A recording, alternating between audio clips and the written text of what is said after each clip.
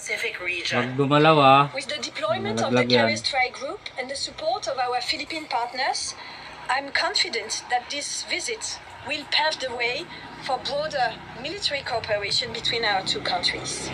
Ano din siyang galaw-galaw eh. Pilipinas ang France sa pagsusulong ng international rules-based order at Wow, pangalaga sa naman. kalayaan sa paglalayag. We are standing with the countries and the Philippines Ikaw malit yan.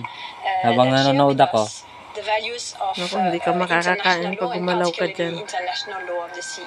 In the South China Sea that are contrary to international law, Sabi we sa gumalaw. always state the fact that any sovereign state has to uphold, to adhere to international law. Nagsagawa ng maritime cooperative activity sa West Oo, naman ang floppy. Pinumantay nga niya. So interesting, the fourth quarter begins without Damian Lillard and without Giannis Antetokounmpo, but Gary Trent Jr. Kawawa naman ang anak ko. Kawawa naman ang aking anak na yan. Ginawa ng mga cellphone stand.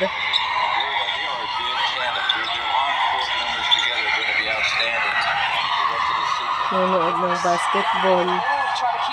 Parang legit na ano, living stand. May katabi pang suka. KPJ, who's had double-figure points the last trip awaits. That's on the bench. You know, Giannis started the fourth quarter against the Clippers with his minute restriction. Ikaw malit yan. Masira yung cellphone ko, mabagsak. It's going to be the opposite here tonight. Oh. Wala tayong pambili. Oh, pag umalis, balik, balik. Ayos, ayos. Ayos, harap, harap. Harap yan o, ganyan, harap. Yan. Kalang mo ang ulo mo.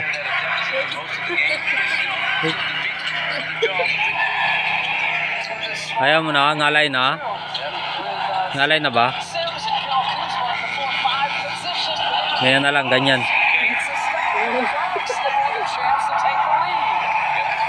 Iangat ang ulo.